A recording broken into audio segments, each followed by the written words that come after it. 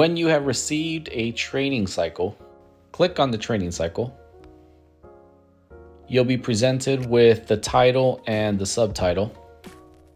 No other views will be shown. To view,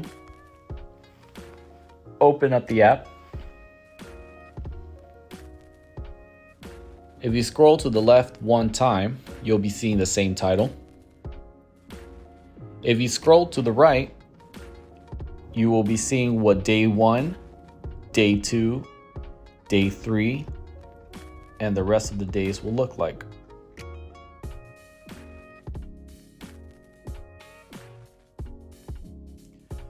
To save, tap on the Save button.